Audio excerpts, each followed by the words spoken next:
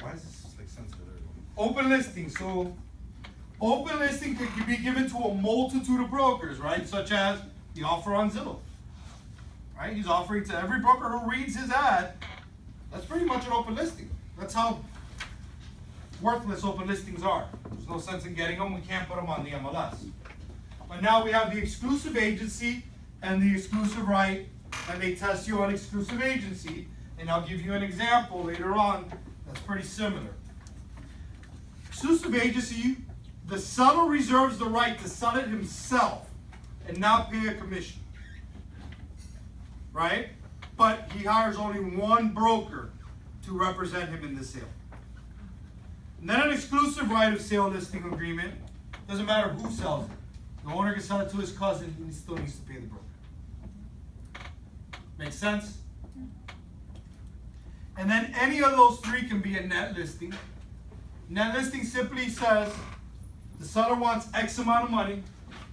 Anything over that is the broker's commission. Within reason. Within reason because of unjust enrichment, that's right. But then we can tie this back into chapter 4. Disclose all known facts that materially affect the value of real property and are not readily observable, right? So if you said you wanted $300,000 for your pocket, but I know it's worth $400, I take it, I sell it, I make $100 grand, and I didn't tell you it was worth $400, you got a problem. But if you wanted $375 and I obtained $400, I don't think a court of law is going to have too much problems with that. All right? Now let's talk about option contracts, and then we'll go into the disclosures and go over some of the questions. Option contracts, again, like I had stated before, unilateral. The optionor, giving, and the optionee, going to pay for the option, right? Ors give, he's paid, at least with real estate. Consideration is what's given in exchange for the option. Options are assignable, and for state purposes, I want you to know that if a licensee gets into an option contract, they must give substantial, valuable consideration. Meaning they can't give $5 for you to promise to sell you their house for an X amount of money for the next 6 months.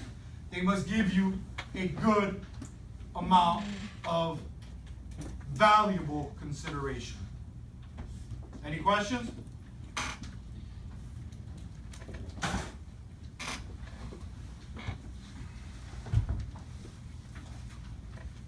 Let's go over the disclosures and we'll go over some of the questions. Material defect disclosure. Johnson versus Davis. All right? Case law. That sellers of residential property must disclose material defects.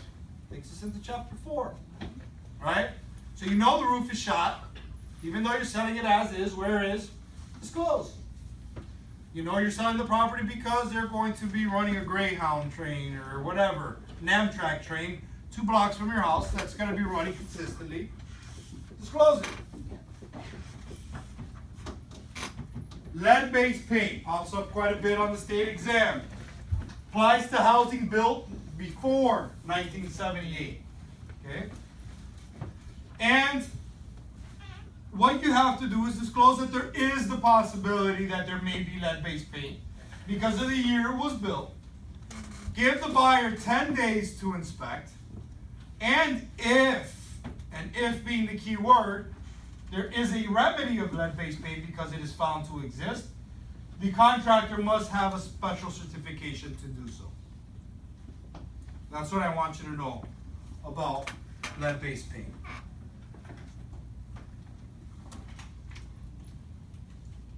Property tax disclosure, don't base what you're going to pay based on what I'm paying in taxes. When the property sells, it will be reassessed and you will be paying a new amount. Okay? The beginning of the year or as it closing? What?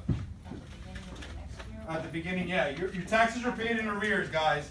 So you will get a new assessment when the next tax bill comes out, October 1st. Here in Miami-Dade County. So for example, if you buy in November, well, you already know what it's going to be next year. if the person didn't sell, right? But now because the amount changes, they won't find out based on the new sale until next October in Miami-Dade County, okay? Our fiscal year here is October 1st. Our fiscal year. Building code violation disclosure. So, if you turned your back terrace into a family room and did it without permit, you must disclose that to the buyer. Furthermore, though, you have to disclose it to the buyer and you gotta snitch. After you sell the property, you need to notify building and zoning within 5 days that there's a code violation. So not only do you have to tell the buyer, you gotta tell the building department that you sold it to a new buyer. I'll go harass him. That is chapter 11. Any questions on 11? What happens if you don't snitch? It's a good question. I had actually a code enforcement guy here, like not last month, the month before, and he was like, they could hold the old seller liable.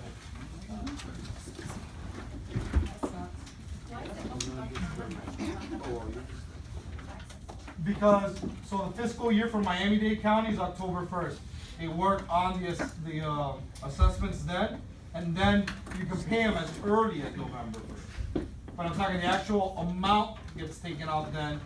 And if you pay it by November 1st, you get the best discount.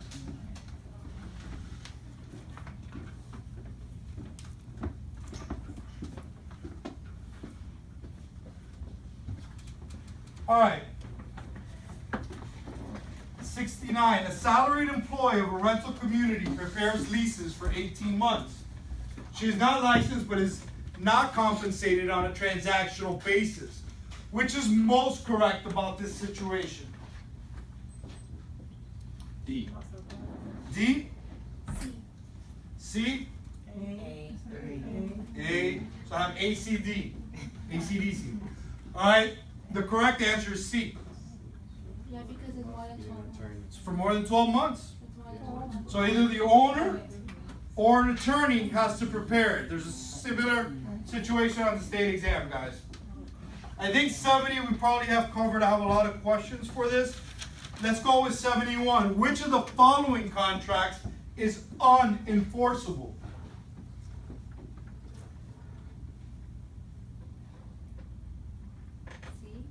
C?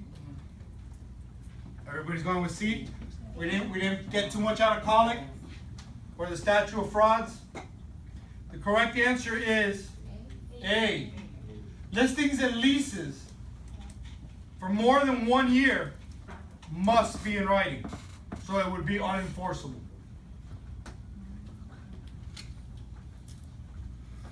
Number 72, and you'll see situations like this, has nothing to do with real estate. A sales manager for a used car dealership decides to hold a sales contest. He announces to his sales staff that the first salesman this month to sell 50 cars will receive a $2,500 bonus. What type of contract is this? D. D. D? Everybody agree with D? D, yeah. Correct. Salesmen don't have to sell the cars, the 50 cars, but if they do, he's got to pay them. Why do they give it? I just want to see if they know what the contract means. Yeah, this one was on the state exam for a while. They'll ask you stuff that are not real estate related. Timber, well, you got to know what a tree is, you know, that is dead and used for carpentry. So, yeah. All right, so we talked about 73. I gave you an example just like that, right? It's an implied situation, knocked on the fist bowl, let you in. We talked about that one. Let's do number 74. This is a really good one. A buyer shopping for homes in the Lakes of the Meadow community of Miami. After viewing several homes, he follows his agent back to the office and signs an offer on one of the homes. What the buyer didn't tell the agent is that he had placed an offer on another home 3 days ago. After leaving the agent's office, he gets a text that his original offer was accepted and now has an executory contract. He prefers the original home. What is correct about this situation? So he's got two offers out there, one gets accepted. A. D, I heard? No, B. B. Good. Why? Because it wasn't signed by the. Wild card, right? How terminating an offer? Withdrawal at any point before it's accepted. You don't have 3 days. That's for cars. I always get that. No, there's no lemon law here in Florida. For when it comes to houses, you can cancel an offer anytime before it's accepted. Withdrawal by offer or. Once it's accepted. Then he's got now 2 executory contracts. That's a whole different beast there. But in this case, he just signed it. You know. A purchase and sale contract, in order to be valid, must be in writing, right? I doubt they got it to the seller and got it signed. Right? Statute of frauds in writing and signed.